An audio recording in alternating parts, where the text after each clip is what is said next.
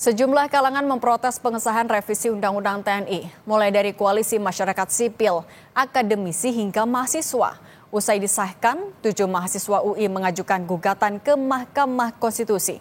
Lantas apa yang menjadi dasar serta pokok perkara dari gugatan yang diajukan ke MK tersebut? Sudah hadir bersama kami di studio Abu Rizal Biladina, kuasa hukum dari para pemohon perkara uji material Undang-Undang Nomor 34 Tahun 2004 tentang TNI. Mas Rizal, selamat petang. Selamat petang.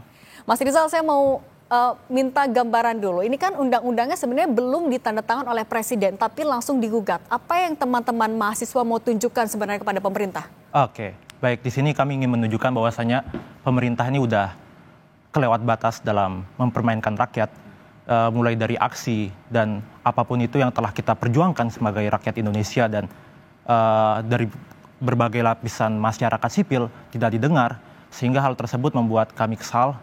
Dan kami akhirnya 7 mahasiswa UI, 9 mahasiswa UI sebenarnya, 2 diantara menjadi kuasa hukum, termasuk saya sebagai kuasa hukum dari para pemohon dan teman-teman saya. Akhirnya kita mendiskusikan untuk ini di bawah ke meja MK. Jadi kita akan menggugat uji formil tersebut di uji MK gitu. Artinya menegaskan kembali 9 mahasiswa, 2 diantaranya jadi kuasa hukum? Iya, 2 diantaranya jadi kuasa hukum. Dan termasuk Anda jadi kuasa hukumnya ya? Iya, benar. Oke, kenapa upaya yang diambil akhirnya adalah uji formil? Kenapa kita ambil dari uji formil? Bahwasanya di sini kita fokus kepada fundamental pembentukan undang-undangnya. Di saat orang-orang material kita fokus kepada undang-undangnya karena sangat banyak yang janggal ketika pengesahan undang-undang DPR ini sendiri oleh DPR sendiri. Sebagai lembaga negara yang punya fungsi legislasi, DPR malah menyalahi fungsi legislasinya itu sendiri.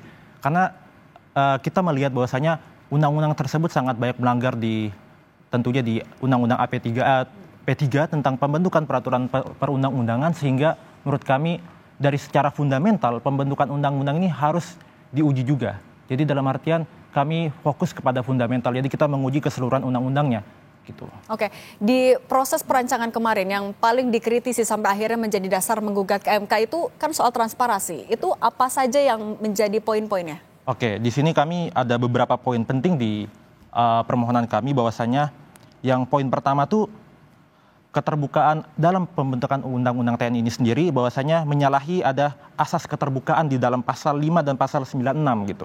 Lalu karena kita bisa melihat bahwasanya draft naskah akademis dan draft RUU TNI itu sendiri tidak dipublikasi kepada masyarakat, yang mana masyarakat itu mempunyai hak untuk mendapatkan akses naskah akademis dan draft RUU TNI ini sendiri. Dan malah sangat disayangkan dari statement dari petinggi DPR bilang bahwasanya ya supaya masyarakat nggak ribut lah gitu, kita nggak share. Itu sangat disayangkan.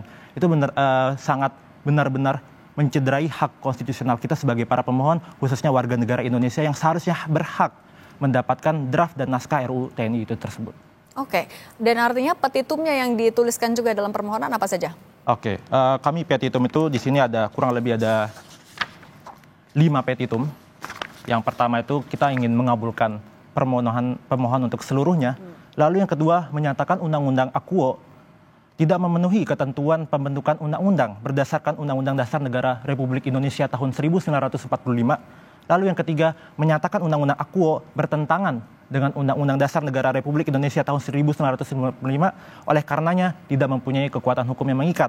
Lalu di poin keempat ini petitumnya kami ingin menyatakan ketentuan norma yang telah dihapus, yang telah diubah oleh undang-undang yang baru saja disahkan untuk diberlakukan kembali gitu. Lalu di poin kelima tentunya kami meminta juga pada mahkamah untuk memerintahkan pemuatan putusan ini di lembaran negara Berita Negara Indonesia. Oke, salah satu yang juga disoroti adalah pembahasannya saat itu dilakukan di hotel dan juga tertutup. Itu yang juga disoroti oleh teman-teman mahasiswa. Kami di dalam Posita tidak menyoroti hal itu, tapi kami menyoroti itu bahwasanya minimnya akses publik terhadap undang-undang itu sangat minim gitu. Kita bisa lihat kalau di rapat di hotel itu kan secara teknis, tapi sini pemerintah tuh gagal membangun komunikasi yang efektif dan kepada masyarakat, sehingga hal tersebut mencederai hak-hak konstitusional kita gitu. Lalu di poin ketiga itu juga ada tidak masuk dalam prolegnas gitu. Seharusnya di Komisi 1 tuh prolegnas mereka adalah RU penyiaran.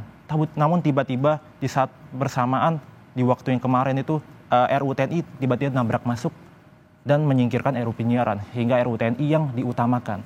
Itu sebenarnya sudah mencederai juga di Undang-Undang P3 gitu. Ini bisa dibilang sebagai upaya formal terakhir atau upaya hukum terakhir yang dilakukan oleh mahasiswa sebagai bentuk penolakan? Sebenarnya masih banyak cara juga, bahwasanya ingin saya tegaskan banyak yang beredar bahwasanya gerakan JR ini sebuah gerakan yang eksklusif dan tidak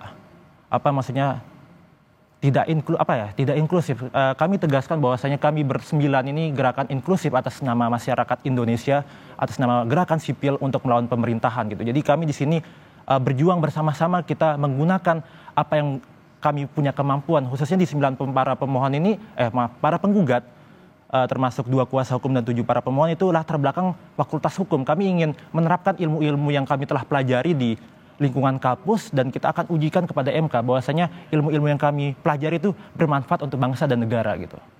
Oke. Kalau alat bukti yang juga disiapkan untuk nantinya disidangkan juga sebenarnya objeknya ya lagi-lagi belum ditandatangani oleh Presiden. Nanti seiring berjalannya waktu akan seperti apa nantinya? Oke, jadi di sini mungkin ada strategi yang unik kami pasangkan dan kita terapkan gitu dari 9. Kami bersepakat bahwasanya sehari setelah disahkan itu kita sepakat untuk dinaikkan. Kenapa? Karena supaya isu ini tidak turun dan tetap menjadi atensi masyarakat. Lalu di selanjutnya adalah ketika dimasukkan, bakal sini kita bikin pressure untuk pemerintah itu sendiri, Prabowo, untuk sisanya menandatangani. Ketika ditandatangani oleh Prabowo, maka undang-undang itu secara sah telah diundangkan. Ketika telah diundangkan, maka sudah keluar nomor undang-undangnya.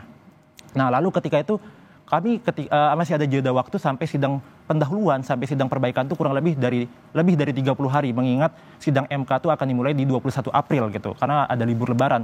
Jadi kurang lebih kita masih ada waktu lebih dari 30 hari untuk batas maksimal 30 hari diundangkan oleh Presiden Prabowo Subianto. Jadi kita sini satu sisi mentekan Prabowo, ayo silahkan datangan undang-undang tersebut, gugatan kami akan menanti di MK gitu. Oke, artinya seiring juga dengan langkah hukum yang dilakukan oleh teman-teman mahasiswa untuk terus menggaungkan, apakah ada hal lain juga, upaya lain yang akan tetap dilakukan?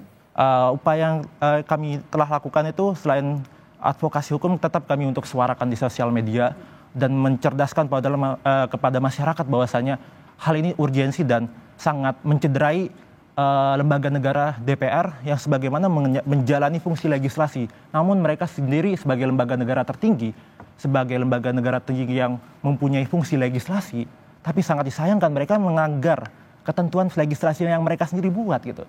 Ini sangat disayangkan.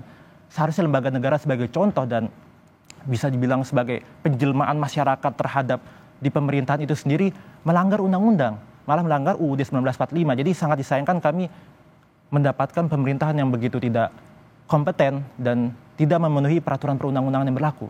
Dan sini sangat disayangkan juga komunikasi yang dibangun oleh DPR sembunyi-sembunyi, seperti pengecut sih menurut saya gitu. Oke, kita juga balik lagi ke proses perancangannya, kan itu yang sebenarnya dipersoalkan akhirnya juga digugat. Bagaimana teman-teman mahasiswa menanggapi, mencermati proses perancangannya yang kan kalau tadi sempat dibilang tertutup, juga tidak transparan, apalagi sih yang paling dipersoalkan sebenarnya? Karena di sini kita uji formil, fokus kepada proses pembentukan peraturan perundang-undangan yang menurut saya itu tidak objektif dan itu adalah sesuatu hal yang baku ya. Jadi sehingga ini tidak bisa diperdebatkan lagi ya. Kalau udah jelas norma undang-undangnya berbicara apa, ya udah sesuai dengan prosedur yang ada. Jangan nabrak-nabrak aja. DPR ini saking tergebu-gebu mengundangkan dan mengesahkan undang-undang tersebut, akhirnya ditabrak sistem hukum, ditabrak norma undang-undang, akhirnya melanggar undang-undang itu sendiri. Maka dari itu kami inisiatif untuk JR formil gitu. Oke, tapi juga kalau dari undang-undang yang kemarin disahkan oleh DPR, poin ataupun juga pasal-pasal yang paling disoroti oleh mahasiswa, yang paling krusial yang mana? Oke, dari beberapa kemarin pas aku juga ikut aksi juga, beberapa poinnya itu salah satunya adalah perluasan jabatan oleh TNI itu sendiri, banyak banget menduduki beberapa fungsi sipil, dan lalu kedua perpanjangan usia pensiun gitu. Jadi sini sebenarnya bukan materialnya yang aku permasalahin. Aku tetap mempermasalahkan material, cuma kita ingin komen materialnya, draftnya belum sampai sekarang ada. Belum ada peresmian dari undang-undang sendiri yang DPR sebagai pemangku legislasi belum menyebarkan secara luas gitu. Draftnya mana, naskahnya mana, sampai sekarang belum ada. Sehingga menurut saya ya, ini sangat disayangkan aja sampai sekarang masyarakat juga nggak tahu nih pasal yang materialnya yang mana nih kita uji. Sedangkan giliran kita komen nih, masyarakat komen dan masyarakat sipil mengomen, wah gini-gini. Terus akhirnya ada DPR bilang, oh tidak itu draftnya palsu. Lalu yang mana yang asli? Sebenarnya itu kan tugas Anda untuk memberikan yang asli gitu menurut saya. Oke, itu juga jadi alasan kenapa akhirnya uji formil yang ditempuh ya. Mas Rizal, terima kasih mewakili dari kuasa hukum teman-teman mahasiswa UI yang menggugat ke MK. Terima kasih, semoga sehat selalu ya semuanya.